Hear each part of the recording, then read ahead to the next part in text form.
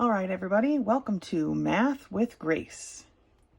Today we're going to be going through Geometry, Book 1006, Sections 1 and 2. Not all of Section 2, though. We're only going to be going to the very top of page 26. So the information we're going to be covering starts on page 2, and it's all about circles and spheres. Now, I'm not going to be doing a lot of the homework problems with you like I usually do. Most of these are definitions. A lot of this should be review. So I'm just going to be reading through some things. Once we get to new material, then I will definitely do some of the work with you. Okay. But for now, let's define a circle, okay? A circle is a set of all points in a plane that are at the same distance from a given point of that plane. So here's a circle. And the circle consists of all the points that are equidistant or the same distance from this center point, okay?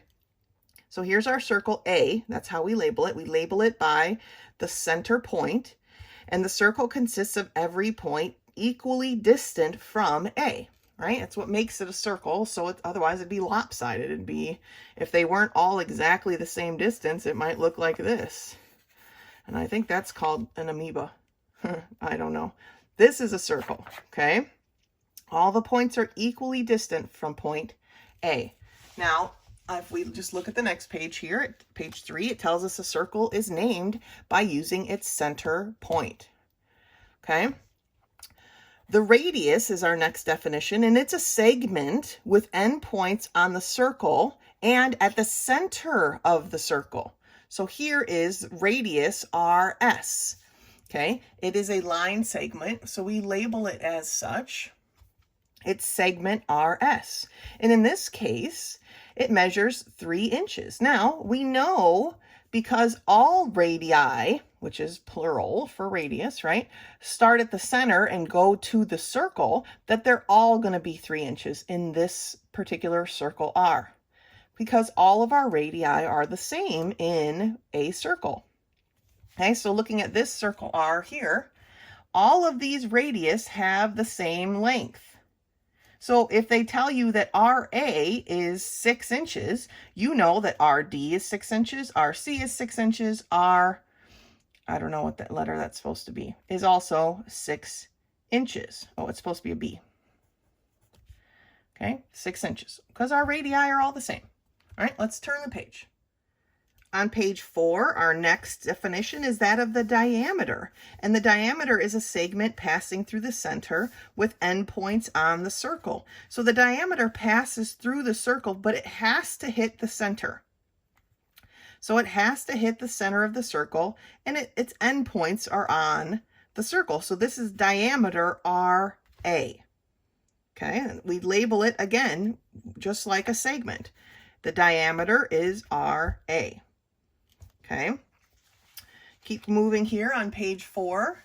We learn that congruent circles are circles that have equal radii. So if circle A has a radius of 3 and circle B has a radius of 3, they are congruent. And here's your little congruent symbol again. They are congruent circles. Okay, circles that have the same radii, same length of their radii. Okay. Now, exterior points of a circle fall outside of the circle. This one's pretty self-explanatory. Interior points are inside the circle, and they'll call it on the circle. They'll say on the circle. Are actual points that fall on the circle, the line that the circle makes. Okay? Concentric circles, top of page 5. Concentric circles are 2 or more circles that lie in the same plane. So remember, a plane is like a sheet of paper and have the same center. So if we labeled this center A, all of these circles would be circle A. There'd be 1, 2, 3, 4, 5 circle A's because they all have the same center. They are all concentric circles. Concentric circles lie on the same plane Okay, remember, if we think of a plane like a sheet of paper, they lie in the same plane and have the same center. Now, there's some homework problems that continue here on page 5. It's all about what is a radii, what is a diameter. I think you guys can handle it. Let me know if you need help, though. Okay, I'm going to be moving on to the next page. So looking at the bottom of page 6, now we're talking about characteristics of spheres. A sphere is the set of all points that are the same distance from a given point. So now we're not a circle where all the points on a plane, right? A flat thing. But a sphere are all the points from equidistant from the center in all dimensions, right? And in space. Remember when we talked about space? It was everything. So I've got a bouncy ball here. I don't know if it works. Oh, it does. Okay. I've had this since I was a kid. That's very old, but it's a sphere. All right. So somewhere in the middle there is the center point, and what makes up the outside of this sphere are all the points that are the same distance from that center point. Okay. And it is named just like a circle. A sphere is named for its center point. So here's this drawing of a sphere. It is sphere A. You can see the point A there in the center. All right. Page 7. We're going to talk about the radius of a sphere. And it's a segment with endpoints at the center of the sphere and a point on the sphere. So again, the radius of a sphere is exactly the same, except being flat, it can be in any direction. It could go this way, you know. That's still a radius. If I label this T, this is radius BT, okay? The diameter of a sphere, it's the exact same definition, okay? It's a segment passing through the center with the endpoints on the sphere. All right, same definition as a circle, but now we're talking about spatially. We've got more dimension, right? Okay. And then congruent spheres are spheres that have equal radii. So if you have two, I don't have two exactly the same size bouncy balls here. This is a super old one too. But if these had the same radii, they would be congruent. They obviously don't. I don't know if I have any congruent ones. I've got super hairy ones in here. Geez. Okay, maybe these two are probably congruent. See, look how old that was. Here's my Girl Scout pin. All right, these are probably two congruent spheres. They probably have the same radii if I were able to measure it. I don't want to cut them open, so I'm not going to do that. But they would be congruent spheres because their radii would be equal, okay? Now, some other interesting and important things we need to look at here, okay? Trying to keep the paper straight. But points that are exterior to the sphere have a distance greater than the radius, of course, right? Because the radius only goes to being on the sphere, to the edge of the sphere, while a point out here would be exterior, right? Points that are interior of the sphere have a distance less than the radii, which makes sense as well because the radii goes to the outer edge of the circle or the sphere. So if you're inside it, it's going to have a smaller distance, okay?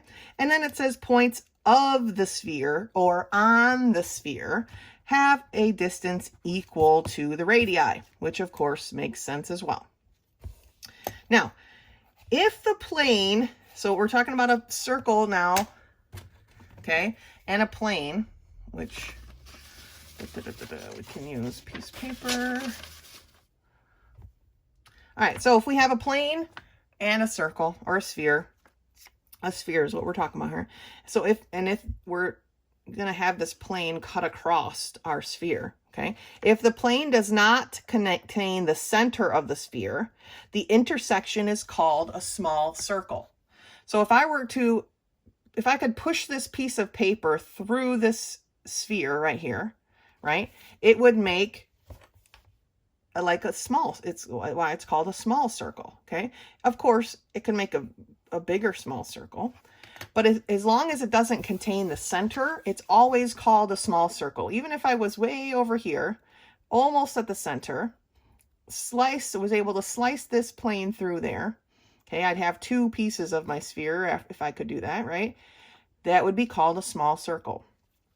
If I was able to push this plane through my sphere and get the center, actually cross the center, that's called a great circle, because that is basically the largest intersection of this sphere that I can get, right? The diameter is the largest distance through my sphere. So if I could slice it and hit the diameter or hit the center, then I am getting the largest possible intersection, which is called a great circle. So that's what this drawing is right here. And it looks kind of weird if you just glance at it, but any place that this plane crosses that doesn't hit the center is called a small circle. The one place that it will cross through and hit the center is called the great circle. Okay, let's turn the page. Well, it looks like turning the page to page 8 just gives us a review of our great circle definition, our small circle definition, but then we've got concentric spheres. Okay, we had concentric circles, right, on a plane, circles that all had the same center. So it says 2 or more spheres that have the same center. Okay, so concentric spheres are exactly the same. It'd be a sphere inside of a sphere, right? I can't put it inside, but you got to picture it with your mind. A sphere inside of a sphere, it would be a concentric sphere if they had the same center, right? They've got to have the same center point. All right, that's it for section 1. So section 1 is really just understanding these definitions. If for some reason you are stumped by something, please let me know. I'm happy to walk you through it again.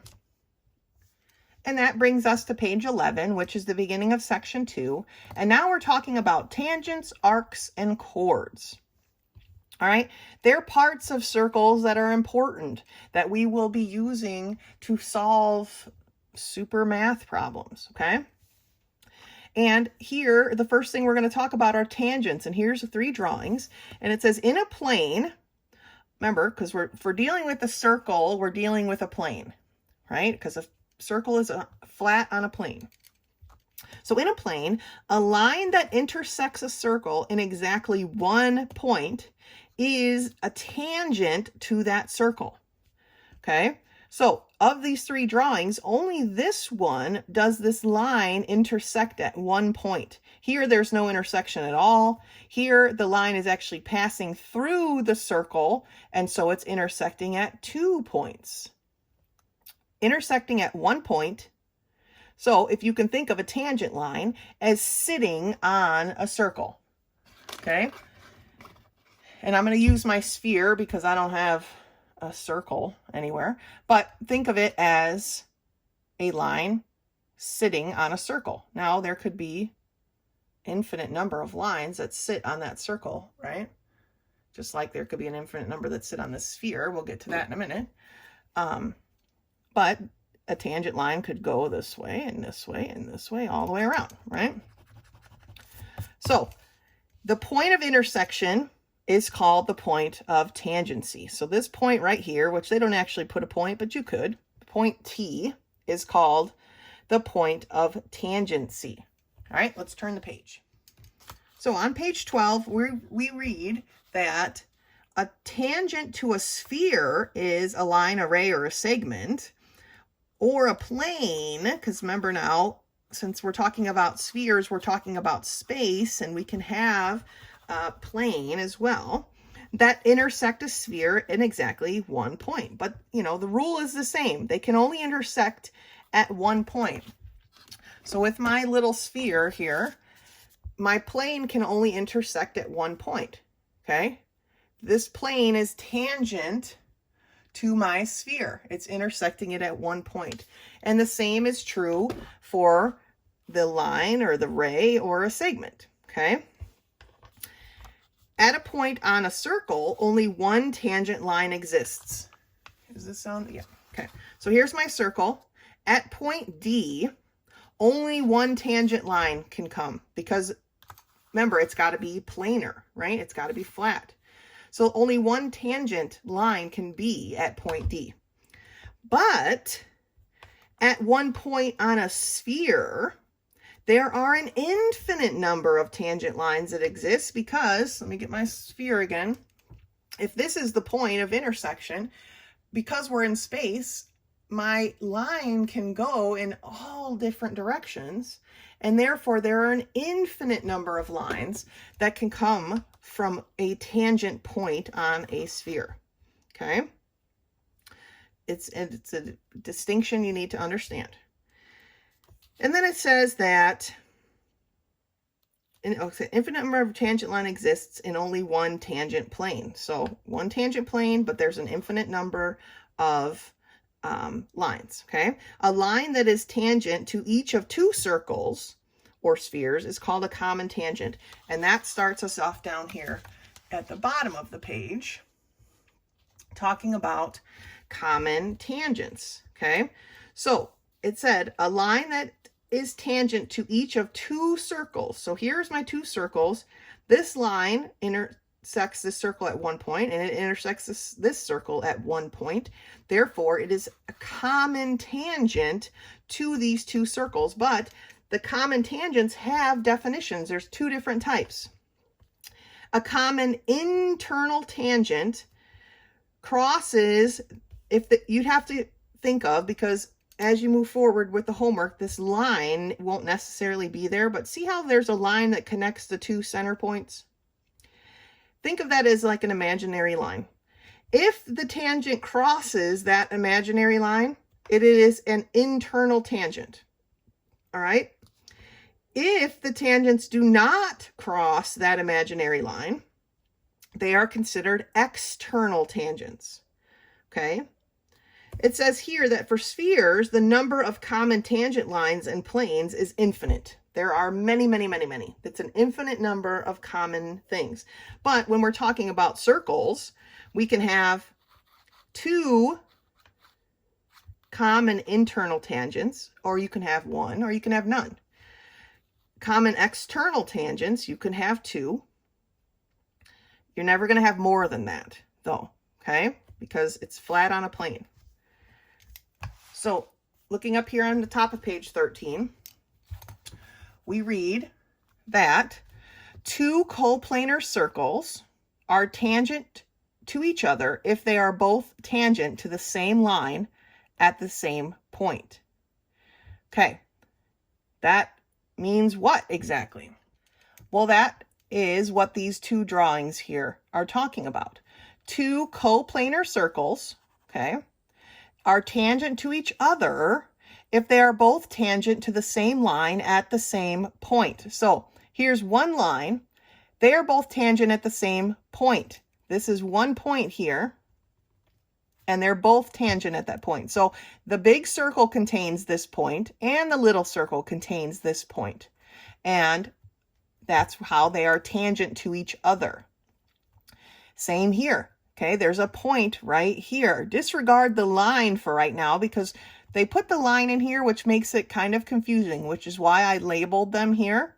You might want to label them on your book as well, because the line throws us off, right? Because this line is internally tangent, right? We just learned that. But we're talking about the circles. These circles are externally tangent because they're outside of each other. These circles are internally tangent because the one circle is inside of the other circle. All right? So it's easy to get confused because we just learned that if a line goes past that imaginary line, right, it's an internally tangent line, okay? This line is internally tangent, but these circles are externally tangent to each other. That's what we're talking about here. So kind of try to ignore the line. These circles are internally tangent to each other. This, oh, and I'm sorry, missed it. And this paragraph is kind of confusing, but that's what they're saying here. That's why I labeled the drawings rather than just looking at the words, okay? Externally tangent circles, internally tangent circles. Okay? All right. The next definition then is circumscribed polygon. Okay, a circumscribed polygon is a polygon with all the sides tangent to a circle contained within the polygon. So when we circumscribe something, we're basically drawing it around something else. The circle is inscribed into the quadrilateral. If we inscribe something, then we're putting it on the inside. Okay? This circle, if they gave you this quadrilateral and asked you to inscribe a circle, you would put the circle on the inside. If they gave you this quadrilateral or polygon and asked you to circumscribe a circle around it, you would draw a circle on the outside. And this is going to be horrible, but you got to hit all the vertices. I'm trying to just show you the difference between circumscribe and inscribe. Okay, circumscribed goes outside, inscribed goes inside. All right, I gotta erase that because it's super janky. All right, now these two problems down at the bottom I want to go over, and you can see the answers are already listed there, but let's just take a look. It says name two internally tangent circles. So we're talking about the relationship between the circles. Okay, B and C are internally tangent to each other because they intersect each other at one point, the exact same point, okay? Two externally tangent circles are A and B. Circle A is externally tangent to circle B. They cross each other at exactly the same point, which is point T. Or we could say A and C. Okay, because A and C are external from each other. They're outside of each other, but they cross each other at exactly the same point, which is point T. All right. Now, looking ahead to the homework, there is a lot of sketching that needs to be done. I'm on page 15, and it says sketch the required figures, okay? And there's a lot. There's a lot of descriptions of figures they want you to sketch. Here's what I want you to realize. You do not need to spend a long time making sure that these figures are exact, okay? It says a right triangle circumscribed about, meaning around, a circle. So I'm going to start with a circle, okay? And I'm not going to get out my compass and make sure it's perfect. That's not necessary. I want to know that you understand the terminology. Now, this right triangle needs to intersect the circle on every side, okay? And I'm going to make it known that it's a right triangle by marking it with the right triangle symbol. But see, my polygon that I drew around my circle has to intersect on each side. So this was a triangle. It has three sides. There are three tangent points, okay? That's it. That's all we need to draw. Now, there's a whole bunch of them. It doesn't have to be perfect. If you want it to be perfect, that's great. But if you're wanting it to be perfect and you're ending up spending hours doing this assignment, you need to rethink why you want it to be perfect, because it's not necessary. All right, let's take a look at another one. And I want to look at 18, number 218, which is on page 17. And it says two circles that have exactly 4 common tangents. All right, so 2 circles. All right, this circle's a little wonky. We know that they have 2 external tangents, right? If I could draw a straight line. But again, I just said it doesn't need to be perfect. This is good enough for me. Now we need 4. They want 4 altogether, so we need to get 2 more in here. Okay, then the assignment's going to say that they want 3 circles, only 2 circles with only 3 common tangents. So you have to change the way your drawing is so that we can only have 3. 4 is the largest number of common tangents 2 circles can have. So you're going to need to adapt your drawing so that they can only have 3 common tangents, then only 2 common tangents, okay? Then only 1 common tangent. So think about it with all the stuff that we talked about with tangents, how the circles would need to be drawn. All right, there's one more problem I'd like to look at here, and that is problem 28 on page 19, okay? Problem 28 on page 19 gives us this circle, and we have a circle inside of a circle, right? O is the center of the large circle, and P is the center of the small circle, all right? They tell us that the radius of P is 4. And they also tell us that the radius of circle O is 7. And they want you to solve, and I have the answer written there, but they want us to solve for for OP, the distance here between the centers. Here's what we need to remember. The radius of O is 7. They've given us that information. So any radius of O is 7. So if we drew a radius here from O, this radius is 7. That's how circles work, right? Any radius, they're all the same when we're talking about one circle.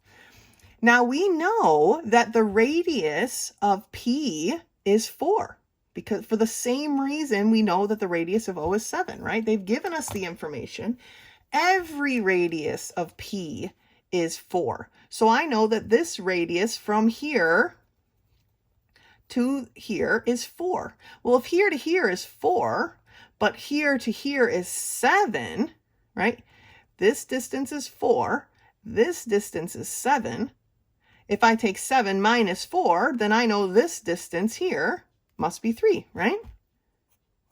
That distance is 3.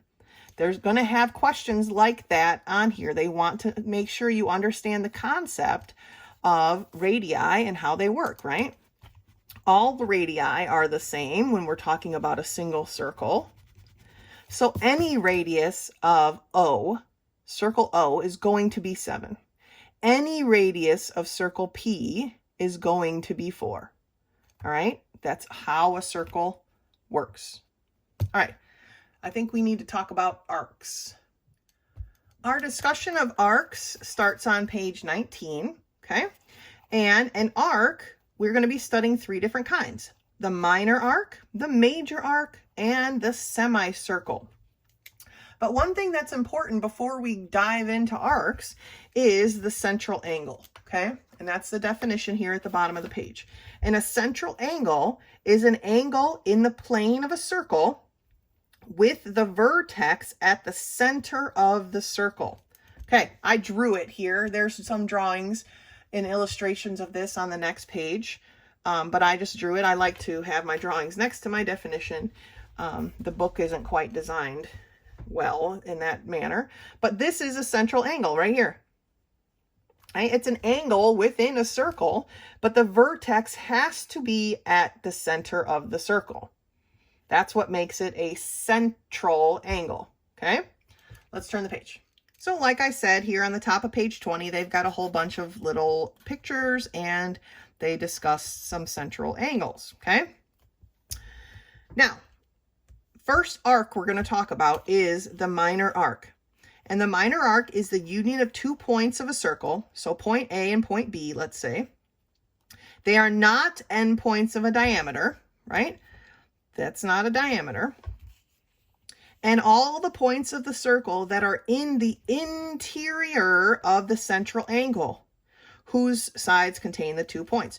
The sides of this angle contain my 2 points, right? OA, OB, those are the sides of my angle. They contain point AB. So the minor arc is all of this stuff inside here. Okay?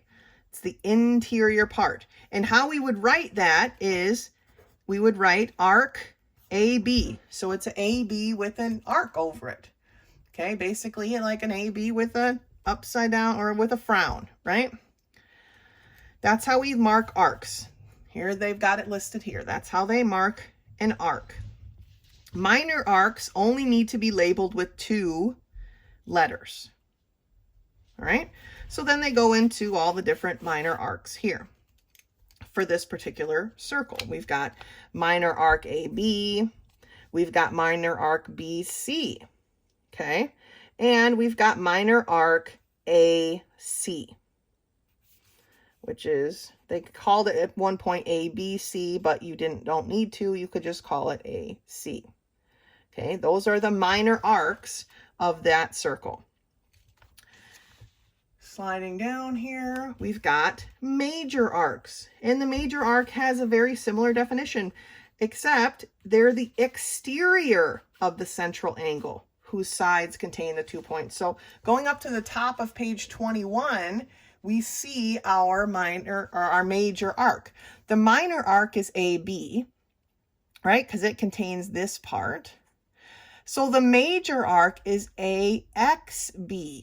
And when we write major arcs, we have to have 3 letters. We always must have 3 letters to name a major arc. Okay? So the major arc is basically whatever isn't the minor arc. So if my minor arc is AB, my major arc has to be AXB. All right? The reason we put a 3rd letter in there is so we know what direction to go. So we are going AXB. That's the order in which we need to hit the letters as we're looking at it. We can't go AXB, right? That doesn't make sense. All right, so model 2, let's look at all these different arcs. So RS is my minor arc, therefore RYS, all the way around, RYS is the major arc. Or you could label it RTS is the major. If ST is my minor arc, then SYT or SRT is my major arc. If RT is my minor arc, then RYT is the major arc. Okay, they've got 3 examples here. Right? We always use 3 letters to name our major arc. So our final arc, or our final type of arc that we're going to talk about is the semicircle. Now, all of us should know what a semicircle is, but let's take a look at the definition. A semicircle is the union of the endpoints of a diameter and all of the points of the circle lying on one side of the diameter. So RXS is a semicircle and RYS is a semicircle, okay? It is distinguished because that's a diameter. You have to have a diameter to have a semicircle because that's what breaks the circle basically into 2 pieces, right? All right, let's turn the page. So on page 22, we've got one more thing we need to go over, and that is a way to measure our arcs. Well, you know, we've been talking about arcs, which is this part of, it's like a piece of the circle, right? If we were to break the circle into pieces, the arc is the piece of the circle. Well, that's why the central angle was so important, because we define the measure of a minor arc to be the same as the measure of its central angle. So if the measure of angle 1, which is right here, is 60 degrees, then the measure of arc AB, which is this distance right here, would be 60 degrees, okay? If the measure of angle 2 is 50 degrees, then the measure of the arc BC is 50 degrees. And vice versa, right? If we know that arc AB is 60 degrees, then we know angle 1 must be 60 degrees, okay? Because they're equal things. Again, if the measure of angle 3, which is this one, is 150 degrees. So if this angle 3 is 150 degrees, then we know the measure of arc CD or DC is 150 degrees. Okay? And if the measure of arc AD or DA, it really doesn't matter what order you write your letters in here, AD or DA is 100, then we know the measure of angle 4 is 100 degrees. Okay, now when we're talking about a circle, how much degrees do we have? Well, we only have 360, right? The circle is 360 degrees. So we can use that information to solve for other bits of information, right? If the measure of angle 1 is 70 degrees, then the minor arc here is 70 degrees.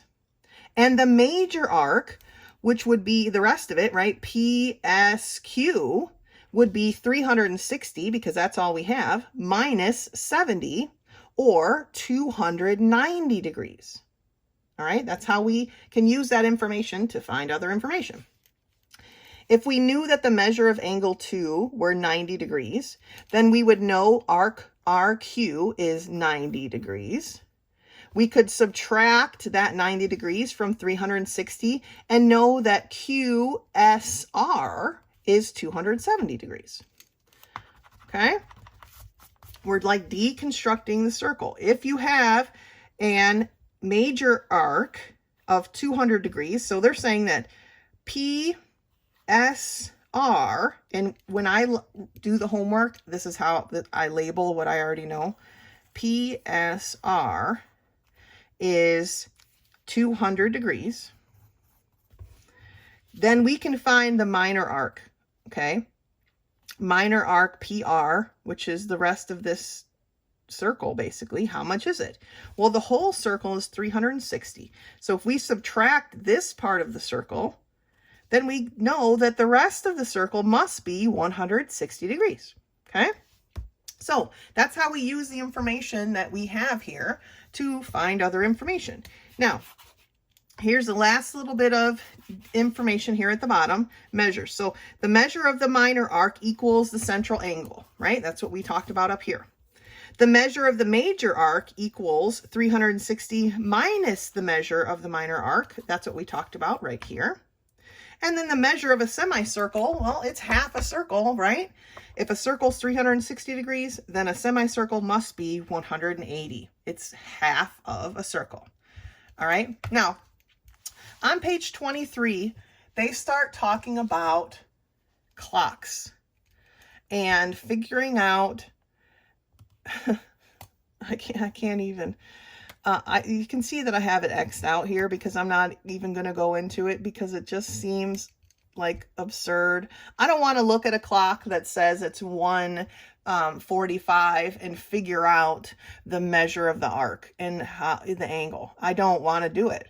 And you don't have to do it either. But if you choose to do number 2.011 on your self-test, which is about clocks, it's extra credit. You do not have to do that problem, because if you see a problem about clocks up ahead, then you can skip it because we're not doing them. All right. I'm not going to teach you this. I feel it's kind of silly. It's not hard. You can read through this if you want and teach yourself how to do it. But I think it's kind of silly. Let's turn the page and see a couple of these other problems that are useful. So as you can see here on page 25, I have crossed this out. You do not have to do it. It says optional, so we are opting not to do it. Okay. So you do not have to do these problems. And if you see, like I said, a clock, I think that 2.011, 11 to 11 is the only question on self-test 2 that has to do with clocks. If you choose to do it, that's fine. If you leave it blank, you're not going to get it marked wrong.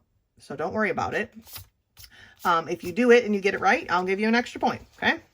That's where we're going with that. But I want to do 2 problems down here at the very bottom of page 25. And there are more problems on the top of page 26 that have to do with this circle. So don't neglect those. But this is where we're going. This is the last 2 problems we're going to look at together here on this video. So problem 251 asks us, well, first let's look at our circle. We've got our circle here, right? We have a diameter, dB. We have a radius, and technically 3 radius, actually 4 radius in this circle, right? Because a diameter can be broken into 2 radii.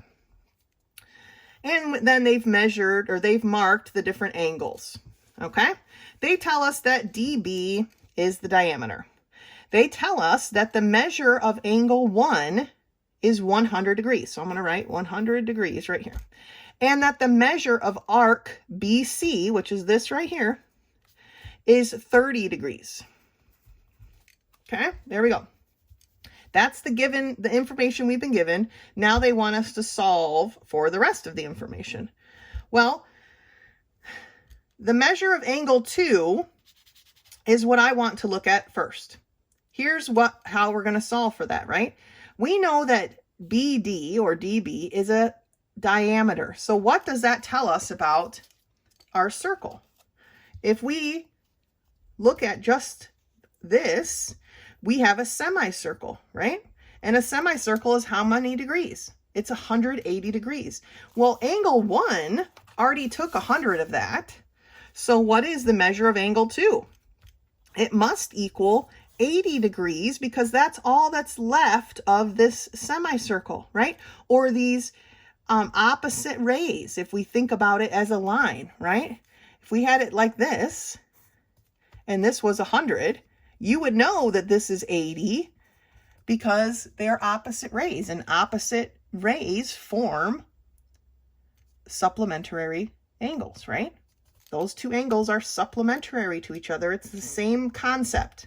That's why we learn that first, okay? So what about the measure of angle 4? How can we find that? Well, we know that the measure of angle 2 is 80. We just figured that out. I'm going to mark it, 80 degrees. We know the measure of angle 3, don't we? We do, because arc BC is 30 degrees. That must mean that the measure of angle 3 is 30 degrees. Okay, because that's what we learned, right? The measure of the central angle equals the arc, and vice versa. Now we have 1, 2, 3 angles out of 4. So we can figure out what angle 4 is. If we add these up, we've got 180 plus 30, okay? Right, we had 180 because we have our semicircle, plus this 30 degrees. Oh, I'm going to slide it up here. Oh, I'm going to slide it. Oh. Okay, plus this 30 degrees gives us how much? 210, right? Well, if we take 360 and we subtract 210, because 360 is our whole circle, and we've already, think of it like we've already taken up 210 degrees, what do we get? We get 150 degrees. So the measure of angle 4 equals 150 degrees, because that's all that's left. We've figured out the rest, and that's all that's left. Okay, so these questions that are the rest of the questions that pertain to this circle, you're going to figure out the same way. You're going to do it just part by part by part, filling in the answers. Okay, great job. That's it for this video for this week. You guys are doing great. Hold on. I know there's a ton of vocabulary, so to speak, this week, but I know you got an awesome grip on it. Great job. Until next time.